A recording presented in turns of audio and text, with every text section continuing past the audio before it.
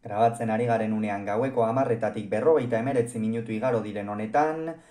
Arsenalek eta Paris Saint-Germainek Emirates Stadiumen Londresen jokatu duten Txapeldunen Ligako final erdietako joaneko lehen norgehiagokaren analisia egingo dugu. Garaipena azkenerako Paris Saint-Germainentzat izan da, Luis Enriquerenak Artetarenenak baino gehiago izan dira eta ondorioz abantailarekin joango dira etxeko norgehiagoka horretara. Gogoratuko dugu, batetik Arsenalek bina berdin duzuela Premierrean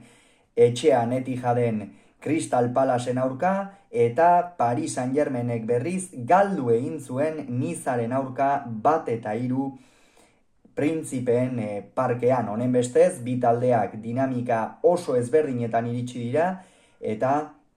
horren ondorioz, Mikel Artetak eta Luis Enriquek honako 11 hauen aldeko apustua egin dute. Batetik, entrenatzaile donostiarrak David Raya ipini du ATPan, 4-3-3ko ekosisteman, atzealdean lauko lerroan Timberrek jokatu du eskuinegaletik, Lewis Eskelik ezkerregaletik, Saliba eta Kiwi hor izan dira atzealdearen erdialdean, Declan Riceek jokatu du gaur euskarri postuan, gogoratu behar baita Thomas Partey Artetarentzako oso jokalari garrantzitsua denak aurrekoan txartel horia ikusi zuela Santiago Bernabeun, eta ondorioz gaur ezin izan duela berekin kontatu. Odegarrek eta Mikel Merinok lagundu diote barnekaldetik, 2019-2020 Realaren denboraldi loriatsu horretan zelai erdian Zubimendirakin batera garrantzitsuenak izan ziren bi jokalariak, eta goian Bukayo Sakak jokatu du eskuinaldetik, Martinelik ezkerraldetik eta Trossard ipini du gaur erreferentzi nagusi moduan.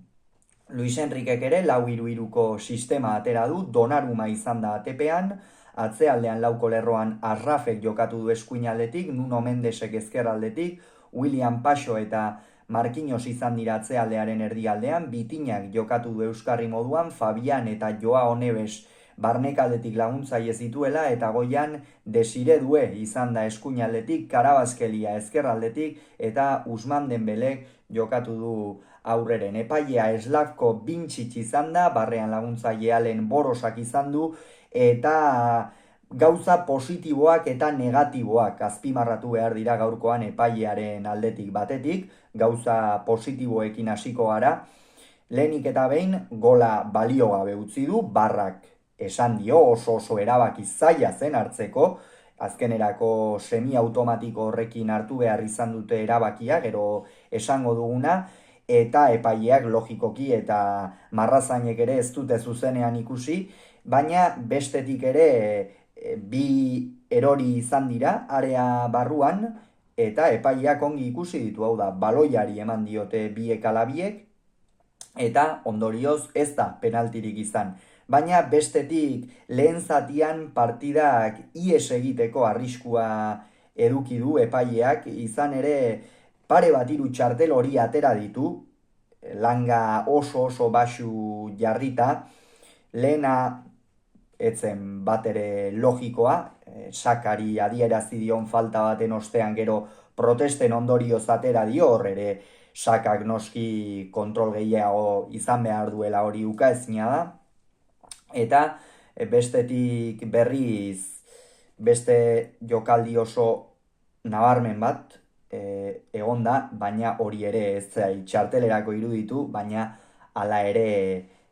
Paris Saint-Germaineko jokalariari txartela atera dio kasu honetan Arrafi, baina ez zait iruditu ukitu dionik ere, egia esan, kontua kontu, Bintzicek oso altu jarri du, oso baxu barkatu jarri du langa partida une horretan, eta une kritikoa zen hori, baina gerora ez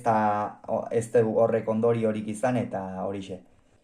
Eta behin epailearen erabaki horiek aztertu ostean jar gaitezen partidara, izan ere, hasieratik Paris Saint-Germainek nagusitasun handia erakutsi du, gainera aldageletatik irten eta berehala iritsi zaio saria Luis Enriqueren taldeari,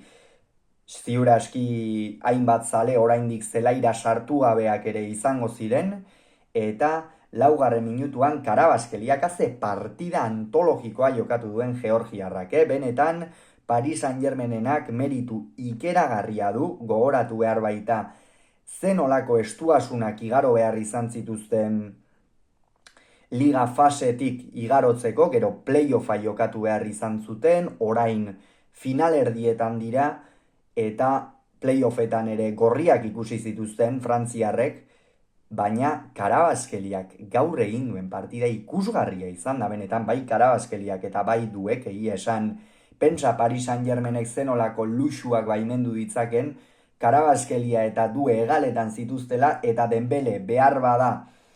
izkin egiteko eta barnekaldera joateko eta abiaduran tarte gehien atera dezaken jokalariak eta desberdintasun gehien markatu ditzakeenak, erdian jokatu duela, hau da, aurrelari faltsu moduan jokatu duela, eta benetan Paris Saint-Germainek sekulako alternatiba gauzka, eta egin batean beldurgarria ere badela esan daiteke talde askorentzat, eta errespetu ikeragarria sartzeko modukoa. Eta atzera eman dio pasea Ousmane Dembeleri, egia esan Trossardek ikeragarri sufritu du horre eskuine galetik Karabaskeliarekin, eta esan bezala Dembeleri pasea sartu dio Karabaskeliak, eta Dembelek area ertzetik ez dio ongi eman, eta begira Ousmane Dembelek azken denboraldi hauetan golarekin zenolako gurutze bideak izan dituen, asko kosta izan zaio golak sartzea, bada gaurkoan eduki duen lehenengoa barrura joan da, eta horren ondorioz Paris Saint-Germain abantailarekin ipini du. Ez dira gauzak bat ere ongi hasi Londreseko entzat, Gunnerrentzat, eta Artetarenek oraindik ere denbora luze zeukaten, noski partida hasiera besterik etzen, baina beti partida hasieran galtzen hasten zarenean ez da sekula gero erraza izaten buelta ematea, erreakzionatzea, baina egia da talde hauek oso prestatuta daude, txapeldunen ligako finalerdietara sailkatu diren taldeak dira, eta hauek 80. minutura arte borroka egiten dute. Baina hala ere gerora ekimena Paris Saint-Germainena izaten jarraitu du, David Rayak ere haze baloia atera dione, hor azpitik dueri ikeragarria izan da, eta horrek salbatu duein batean Arsenal bera ere, ikeragarria izan da zenolako malgutasuna erakutsi duen atezain espainiarrak, David Rayak, eta hor ere Arsenalek estuasun handiak igaro ditu, eta lehenengo 20 minutuetan ura lepo gainean zuela aritu dira Artetarenak, egia esan Paris Saint-Germainek oso atzean sartu du Arsenal, gainera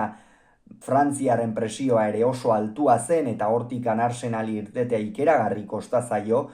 Real Madriden aurka protagonista izan zen Martin Odegaard batez ere joaneko norgehiagokan, gaurkoan ez da agertu ere egin, hor ikusi genuen askotan egalera botata eskuinalde horretara, eta gero barnekaldera sartzeko joerarekin, eta baloien bat edo beste barnekalde sakonean sartzeko, gaurkoan ez du horrelakorik egiterik izan, batez ere Paris Saint-Germainek erakutsi duen nagusitasunagatik, bai zelai erdian eta baita erasoan presionatzerako garaian ere. Bestalde Trossardek zenbait irteera egin behar izan ditu. Egia esan oso azpimarragarria iruditu zait baita ere Lewis Skellyk izan duen nortasuna horre, askotan Paris Saint-Germainen presio horretatik irteteko euskarri moduan ipintzen zen, Declan Ricek ere aurrera egin beharra zeukan, egia esan oso desagertuta egon da Declan Rice ere gaurkoan Paris Saint-Germain, Arsenalen oso garrantzitsua izatera dituta zegoen jokalarietako bat, eta benetan ikeragarri sufritu dute, nora ezean ibili dira, baina gero egia da pixkanaka erreakzionatzen hasi direla, aukera garbi bat ere izan dute, Donnarumak ere egin ditu bere geldiketak ikusgarriak,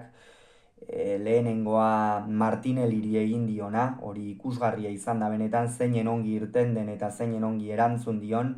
eta nabaria zen, ez? Txapeldunen ligako finalerdia zen, bi taldeak aukera asko sortu hori dituztenak dira, eta Arsenalek berandu baino lehen bereak ere izango zituela nabarmena zen, baina kontua kontu, lehen zatiaren amaierara huts eta bateko emaitzarekin iritsi dira, eta bigarren zatian, egia esan, bi taldeek ez zituzten aldaketa ugari, hutsune ugari zituzten, esate baterako Calafiori, Thomas Partey eta Havertz Arsenalen aldetik, pentsazeiru jokalari, eta Paris Saint-Germain oso ongi zegoen kokatuta, eta ondorioz Luis Enriquek berak ere ez du aldaketarik egiteko beharrik ikusi. Eta bigarren zatia hasi bezain laster, Mikel Merino gola egin du, baina bideo hasieran esan dugun bezala, Bisicek barrarekin kontsultatu ostean, eta barrak semiautomatikoa kontsultatu ostean, gola baliogabetzat jo dute, eta kolpe gogorra izan da hori Arsenalentzat, oso ongi sartu baitira bigarren zati horretan, eta benetan ez da xamurra izan bigarren zati hasiera hori Gunnerrentzat gol hori baliogabetu ostean. Eta Paris Saint-Germaini berriz oso ongi etorri zaio, Karabaskeliak eta Duek jarraitu dute euren hegaletatik bihurrikeriak egiten, gainera Due askotan pentsatzen bat alternatiba dituen, Paris Saint-Germainek ezkerralde horretatik eskuinaldera igarotzen zen, tarteka erdikaldean sartu, zer esanik ez Karabaskeliaren lan nekaezina Nuno Mendesi etengabe estaldurak egiten, benetan hemen ikusten da Luis Enrique ze nolako entrenatzailea den, ze entrenatzaile ona den, nola ikusten duen jokoaren xehetasun bakoitza, eta gaurkoan Paris Saint-Germainen arrakastetako bat noski bere planteamentutikan etorri da inolako zalantzari gabe. Eta aldaketak berandu xamar egin dituzte, egia esan partida bi aldetara erorzitekeela zegoen, baina Paris Saint-Germain eroso zegoen zelaian, hala ere Luis Enriquek mugitu du lehen aldiz aulkia, apur bat jada Arsenaleko zenbait jokalari ere behar bada lehen zatian pixu handirik izan ez dutenak jokoan sartzen hasi dira, eta Dembele kendu eta Barkola sartu du, hasiera batean Due kendu behar zuen, baina Dembele azkenerako lurrera bota da, min hartu du frantziarrak, ikusiko du ea zenolako luzera duen edo zenolako ondorioak izan ditzakeen lesio honek, baina kontua kontu Barkola irten da, eta horren ondorioz Karabaskelia bere ezkerraldeko postu horretan mantendu da, Barkolak jokatu du eskuinaldetik eta Due kokatu du erdialdean. Hala ere, Barkolak izan du aukera oso garbi bat partida amaieran, jada Arsenalera bat erasoan zegoenean eta lasterka egiteko aukera izan duenean, baina ez du Raiaren aurrean bakarrik kanporak eta isterik izan, eta ondorioz dena irekita utzi du Pariserako. Eta 76. minutuan, esan dugu, Dembele gola egin du, baina gerora ere ez da asko sartu jokoan, badakigu Dembelek jokoan sartzeko askotan eskuinalde edo ezkerralde horretatik hegal batetik behintzat jokatu behar duela, gaurkoan ez, baina lan inteligentzia handiko lana egin du, atzealdean ez da asko laguntzen duen jokalaria, gauzak diren bezala esan behar dira, eta benetan bete du bere lana golarekin gainera. Eta 76. minutuan esan bezala Duek kendu du eta Gonzalo Ramos atera, Duek partida ikusgarria egin du, erakutsi duzen olako kalitatezko jokalaria den, ez bakarrik erasoan baizik eta Paris Saint-Germainek atzetik baloia atera behar zuenean ere, askotan bere oinetatik ateratzen zen, egia esan jokalaria kanporatzeko gaitasun handia duen jokalaria da, eta errealitatea da, Paris Saint-Germainek erasoan jokalari oso arriskutsuak eta mundu mailan onenak izateko aukera dutenak dituela gaur egun. Eta bere ordez Gonzalo Ramos atera da, honek ere izan du aukera, Arsenalen atzealdea apur bat aurreratua zegoela, baloi bat luze ipini dio uste dut Marquinhos izan dela, Marquinhosek, eta Gonzalo Ramosek Raiaren aurrean bakarrik langan jo du, egia esan azten olako indarra eduki behar duen hanka horietan, jodio moduan jotzeko, baina benetan hortxe zegoen Paris Saint-Germainena, eta esan bezala, Parisek izan ditu aukerak kanporak eta isteko, baina ez dute lortu. Arsenalek ala ere jarraitu du, saiatzen jarraitu du, erasoan jarraitu du Sakaren eta Martinelliren bitartez hor baitzeukan apur bat hausteko eta aukerak sortzeko beta,